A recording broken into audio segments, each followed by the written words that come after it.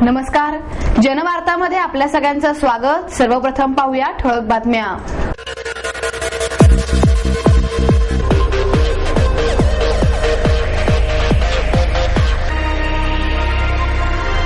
शेट्टी आयोगाच्या शिफारशी लागू करण्यात याव्यात या मागणीसाठी न्यायालयीन कर्मचाऱ्यांचा बेमुदत संप। सर्व भारतीयांच्या प्रयत्नातून भ्रष्टाचारी विरोधी चळवळ यशस्वी झाली आहे, माजी IPS अधिकारी किरण बेदी यांचे प्रतिपादन। केवळ पैशासाठी राजकारण न करता राजकारणात येण्यामागे आपली प्रेरणा समाजाच्या उन्नतीची असली पाहिजे, भारतीय जनता पक्षाचे राष्ट्रीय अध्यक्ष नितीन गडकरी यांचे मत। आणि भोलेनाथ मित्र मंडळाच्या वतीने आयोजित करण्यात आलेल्या गौरी आरा स्पर्धेचा बक्षीस वितरण समारंभ संपन्न। शेट्टी आयोगाच्या शिफारशी लागू करण्यात याव्यात या मागणीसाठी न्यायालयीन कर्मचाऱ्यांच्या वतीने बेमुदत संप सुरू करण्यात आला। संपूर्ण राज्यासह पुणे जिल्हा न्यायालयीन कर्मचाऱ्यांनी बेमुदत संप पुकारला असून यावेळी या कर्मचाऱ्यांच्या वतीने शिवाजीनगर येथील कोर्टाच्या गेट नंबर 4 जवळ तीव्र निदर्शने करण्यात आली। न्यायालयीन कर्मचारी आणि अधिकाऱ्यांसाठी शेट्टी आयोग स्थापन करण्यात आला आहे। सर्वोच्च न्यायालयाने 7 ऑक्टोबर 2009 रोजी न्यायालयीन कर्मचाऱ्यांना या आयोगाच्या शिफारशी लागू कराव्यात असे आदेश दिले आहेत। राज्य शासनाने आयोगाच्या शिफारशी लागू केल्या नसल्याने हा बेमुदत संप पुकारण्यात आला असल्याचे न्यायालयीन कर्मचारी संघटनेचे सरचिटणीस शिंदे यांनी सांगितले। न्यायालयीन अधिकाऱ्यांना 2003 सालापासून शेट्टी आयोगातील शिफारशी लागू करण्यात आल्या आहेत। त्या अनुषंगाने राज्य शासनाने त्यांना फायदेही लागू केले आहेत। आयोगाच्या तरतुदीनुसार 2003 पासून कामाच्या वेळेत वाढ करण्यात आली असून त्यानुसार न्यायालयीन अधिकाऱ्यांबरोबर कर्मचारी सुद्धा वाढीव वेळेत विनामोबदला काम करत आहेत। मात्र अधिकाऱ्यांना दिले जाणारे फायदे कर्मचाऱ्यांना लागू करण्यात आलेले नाहीत। गेली 8 वर्षे शेट्टी आयोगाच्या शिफारशीनुसार कर्मचारी जादा काम करत आहेत, मात्र त्यांना त्याप्रमाणे फायदे देण्यास शासन टाळाटाळ करत आहे। त्यामुळे बेमुदत संप पुकारला असल्याचे शिंदे यांनी सांगितले। सर्व भारतीयांच्या प्रयत्नातून भ्रष्टाचार विरोधी चळवळ यशस्वी झाली आहे, असे प्रतिपादन माजी IPS अधिकारी किरण बेदी यांनी केले। सिम्बायोसिस विश्वविद्यालय आयोजित festival of thinker lecture series या अंतर्गत वी डेअर या विषयावर त्या बोलत होत्या। यावेळी सिम्बायोसिस विश्वविद्यालयाचे कुलगुरू डॉक्टर भूषण पटवर्धन, डॉक्टर विद्या येरोडेकर, प्राध्यापक अनिता पाटणकर आदी मान्यवर यावेळी उपस्थित होते। डॉक्टर बेदी पुढे म्हणाल्या, नवीन नवीन विचारांसाठी आंदोलन चालूच राहिले तर पुढच्या निवडणुकीत स्वच्छ चारित्र्याचीच माणसेच निवडून येतील। अण्णांच्या प्रयत्नामुळे देशात नवीन विचार आला आहे, अण्णांमुळे नवीन युगाचा आरंभ झाला आहे, असेही त्यांनी सांगितले। बालपणीच्या आठवणींना उजाळा देताना डॉक्टर बेदी म्हणाल्या, परिस्थितीचा सामना करताना यश संपादन केले, एवढ्यावरच न थांबता माझ्या वडिलांकडून मला पुढे जाण्याची जिद्द मिळाली आहे, असेही त्यांनी सांगितले। सुहेल सेठ का शब्द है कि हम कहते हैं ना हम होंगे कामयाब, वो कहता है हम होंगे स्कैमयाब। उसका ये शब्द है, हम गाते हैं हम होंगे कामयाब, लेकिन रोज हो रहा है हम होंगे स्कैमयाब। ये सही है क्योंकि मैं ये समझती हूँ कि इसीलिए लोकपाल बिल में सरकार ये पुरानी CBI अपने पास रखना चाहती थी और इसीलिए कानून में प्रावधान रखा था कि जो मैटर्स CBI के पास विचाराधीन हो, ट्रायल हो, इंक्वायरी हो, वो नया लोकपाल ना ले सके। इसीलिए हमारी ये थी कि एक इंडिपेंडेंट एजेंसी हो, चाहे वो पुराना हो चाहे वो नया हो, उस पर देख सके, क्योंकि स्कैम्स बहुत निकलेंगे। ये सही, क्योंकि मैंने बल्कि ट्विटर किया था कि सरकार ये बताए कि सही क्या किया है, क्योंकि जो जो CAG इन्वेस्टिगेट करती है उसमें वो देखती है कि इसमें इंटेग्रिटी और ऑनेस्टी और पॉलिसी सिस्टम नहीं था, सिस्टम्स में बहुत जबरदस्त गड़बड़ी थी। बल्कि मैं तो समझती हूँ अब सरकार को ये लिस्ट बनानी चाहिए कि हम ये चीजें ठीक करते आए हैं, क्योंकि जो जो गड़बड़ करते हैं वही नजर आ रही है, जो ठीक करे वो भी तो बता दो। So I think it's a very serious issue, क्योंकि हमारा कल्चर ही करप्शन का हो गया था। छोटे लेवल से लेके बड़े लेवल तक कोई काम फेवरेटिज्म या बेईमानी के बिना होता ही नहीं था। जब तक उसमें मेरे लिए बिजनेस नहीं, मैं कोई काम ही नहीं करती थी। मुझे जिसको कहते हैं सेवा नहीं मेवा, मेरे लिए मेवा क्या है, सेवा तो छोड़ो, मेवा क्या है, तो मैं मेवा देख के काम करती थी एज ऑफिसर। तो मैं ये समझती हूँ ये ही हमारा कल्चर हो गया था। इस कल्चर को बदलेगा अब हमारा आने वाला समाज, इस कल्चर को बदलेगी movement, end this culture will be changed by effective Lokpal bill. और उस लोकपाल बिल इस वक्त ये बड़ा चैलेंजिंग है विंटर सेशन तक सही के we must get the right provisions at the right time. We must get an independent investigating agency which does work independently but with full accountability and full transparency। इस देश को इस वक्त इस चीज की सख्त जरूरत है, क्योंकि हमारे करप्शन में रिस्क लो था और रिवॉर्ड बहुत हाई था। अब रिस्क जो बहुत हो जाएगा बढ़ जाएगा और रिवॉर्ड लो हो जाएगा, तो भ्रष्टाचार कम होने लगेगा। हम डरेंगे भ्रष्टाचार से क्योंकि लोग पकड़ लेंगे हमें और लोग हमें छोड़ेंगे नहीं, या कानून पकड़ लेगा और उसका फैसला जल्दी होगा, पैसा बरामद हो जाएगा। आई थिंक ये चीज थी। केवळ पैशासाठी राजकारण न करता राजकारणात येण्यामागे आपली प्रेरणा समाजाच्या उन्नतीसाठी असली पाहिजे, असे मत भारतीय जनता पक्षाचे राष्ट्रीय अध्यक्ष नितीन गडकरी यांनी व्यक्त केले। MIT स्कूल ऑफ गव्हर्नमेंटच्या 7व्या बॅचचा उद्घाटन समारंभ प्रसंगी व्हिडिओ कॉन्फरन्सिंगद्वारे ते बोलत होते। मॅगसेसचे पुरस्कार विजेत्या भगिनी निवेदिता ग्रामीण विद्या निकेतनच्या संस्थापिका श्रीमती निलिमा मिश्रा, भारतीय जनता पार्टीचे राष्ट्रीय सचिव captain Abhimanyu Sindhu, neutron electronic system private लिमिटेडचे अध्यक्ष नानिक रुपानी आणि भारतीय जनता पक्षाचे शहराध्यक्ष विकास मटकरी हे सन्माननीय अतिथी म्हणून उपस्थित होते।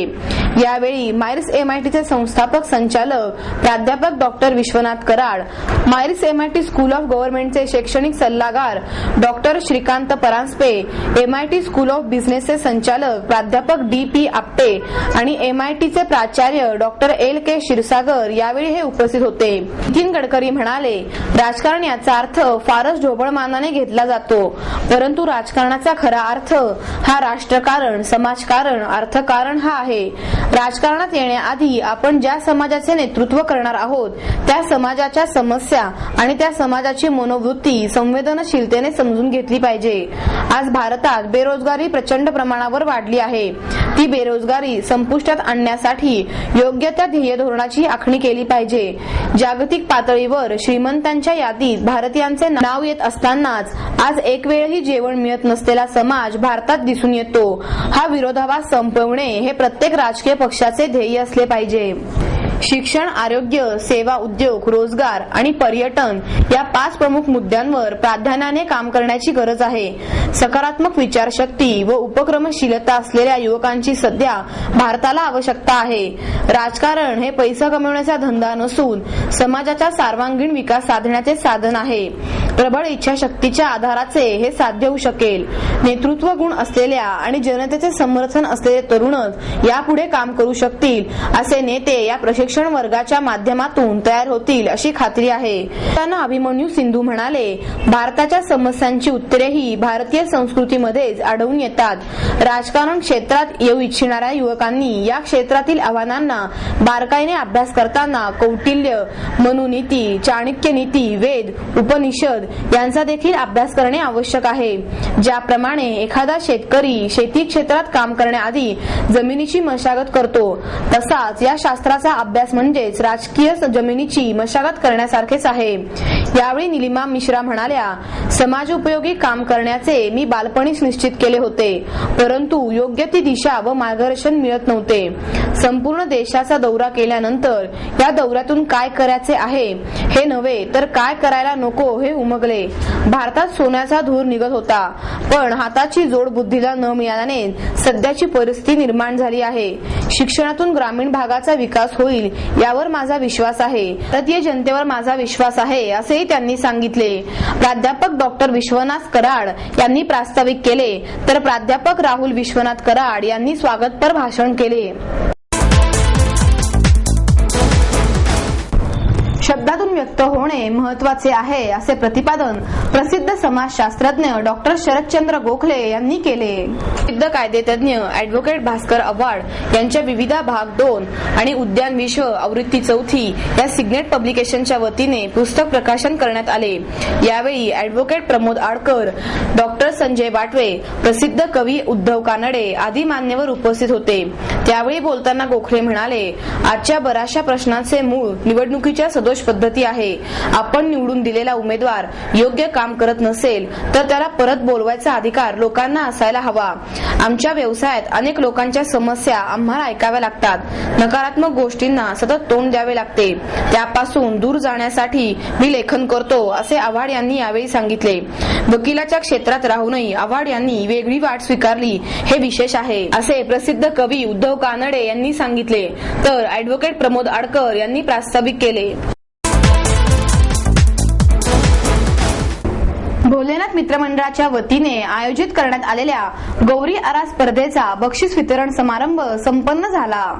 यावेळी सिने अभिनेत्री अश्विनी एकबोटे, नगरसेवक दीपक मानकर, वसुधा मानकर, ऐश्वर्या मानकर आणि भोलेनाथ मंडळाचे अध्यक्ष तसेच कार्यक्रमाचे संयोजक हर्षवर्धन मानकर आदी मान्यवर उपस्थित होते. प्रथम क्रमांक निर्मला थोरवे, द्वितीय क्रमांक शिल्पा कुलकर्णी, तृतीय क्रमांक सुषमा झोरे, चतुर्थ क्रमांक अलका पाटील यांना उपस्थित मान्यवरांच्या हस्ते बक्षिसे देऊन गौरवण्यात आले. सदानंद शेळके, अजित मेंगे तसेच भोलेनाथ मित्रमंडळाचे कार्यकर्ते आणि पदाधिकारी यांनी कार्यक्रम यशस्वी करण्यात मोलाचा वाटा उचलला. कार्यक्रमाचे सूत्रसंचालन 1 minute game show fame Sandeep Patil यांनी केले. सर्व जाती धर्माच्या लोकांना बरोबर घेऊन जाण्याचं काम ज्या लोकमान्यांनी केलं आणि जो गणेशोत्सव त्यांनी चालू केला, सर्वसामान्यांना अभिप्रेत असलेला गणेशोत्सव त्यांनी चालू केला आणि तेव्हापासून खऱ्या अर्थानं गौरी आणि गणपती असं दोन्हींचं समीकरण करण्याचं काम आपण मंडळींनी केलं, महाराष्ट्राच्या मंडळींनी केलं आणि त्याची जपणूक करण्याचं काम या ठिकाणी हर्षवर्धन मानकरांनी केलं असं म्हटलं तर काही चुकीचं ठरणार नाही. पहिल्या वर्षी एवढ्या मोठ्या प्रमाणामध्ये अनेकांनी या ठिकाणी सहभागी होऊन आपल्या घरामध्ये गौरीचं पूजन कशा पद्धतीनं होतं, त्याची मांडणी कशा पद्धतीनं असली आणि त्याच्याकरता आपण या बक्षिसांची लयलूट करत असताना त्या बक्षिसावरती समाधान न मानता हा संदेश प्रत्येक घरामध्ये आपण पोहोचवण्याचा प्रयत्न देखील या निमित्तानं आपण करायला पाहिजे. कारण जोपर्यंत आपण आपला उत्सव मोठा करत नाही तोपर्यंत आपण आपल्या परमेश्वरापर्यंत पोहोचत नाही, ही भावना देखील आपल्या मनामध्ये असायला पाहिजे. ही आपली संस्कृती आहे. गौरी म्हणजे काय, गणपती कशासाठी बसवले जातात, या सगळ्या गोष्टी आपल्या पुढच्या पिढीला द्यायच्या असतील तर मला असं वाटतं हे सगळं खूप महत्वाचं आहे. आणि आज हर्षवर्धनजी मानकर यांनी ही स्पर्धा भरून मला वाटतं या कामात आणखी भर घातलेली आहे की एक हौसेनं स्पर्धेत भाग घेतो म्हटल्यावर नकळत आपला उत्साह वाढतो की माझं सर्वात बेस्ट असलं पाहिजे, माझं छान असलं पाहिजे, असं एक नकळत आपली एक भावना मनात निर्माण होते आणि घराघरात त्या उत्साहानं काम करायला सगळं कुटुंब तयार होतं. सूर अलर्ट या संस्थेच्या वतीने भ्रष्टाचार विरोधी जनजागृती अभियान या परिसंवादाचे आयोजन करण्यात आले. यावेळी वाहतूक शाखेचे पोलीस उपायुक्त विश्वास पांढरे, सहाय्यक आरटीओ संजय धायगुडे, अन्नधान्य वितरण अधिकारी वैशाली चव्हाण, मुद्रांक शुल्कचे अविनाश जाधव, लाचलुचपत प्रतिबंधचे संजय नाईक पाटील, महावितरणचे पर्यवेक्षक अभियंता दिलीप पडवळकर, राष्ट्रवादी काँग्रेसचे महेश तापसे आणि सजग नागरिक मंचचे वेलणकर सहभागी झाले. यावेळी बोलताना उपायुक्त विश्वास पांढरे म्हणाले, वाहतूक पोलीस विनाकारण कोणालाही त्रास देत नाहीत. नियमाप्रमाणे पावती फाडण्याचे काम आमचे पोलीस करतात, पण अनेकदा नागरिकच पोलिसांना समझोता करायला लावतात. त्यावेळी वाहतूक पोलीस पैसे घेतात ही वस्तुस्थिती नाकारता येत नाही. यावर उपाय म्हणजे नागरिकांनी पोलिसांना कारवाईची संधी देऊ नये. तसेच शहरात सक्षम सार्वजनिक वाहतूक व्यवस्था नसल्याने दुचाकींचे प्रमाण वाढले आहे, ते कमी करण्यासाठी मेट्रो सारख्या उपक्रमाला चालना देण्याची आवश्यकता आहे. लोक तक्रार करायला येत नाहीत आणि ज्या तक्रारी येतात त्यात शहरी भागातील प्रमाण हे ग्रामीण भागापेक्षा कमी असते. शहरात माणूस तक्रार करायला घाबरतो, पण प्रत्येक कार्यालयात आमच्या विभागाची माहिती दिलेली असते. त्याचा उपयोग नागरिकांनी करावा, असे नाईक पाटील यांनी सांगितले. नागरिकांना कायद्याची माहिती नसल्याने अनेक अडचणींचा त्यांना सामना करावा लागतो. भ्रष्टाचार कमी करण्यासाठी नागरिकांनी आपली जबाबदारी महत्वाची आहे याचे भान ठेवणे महत्वाचे आहे, असे मत वेलणकर यांनी व्यक्त केले.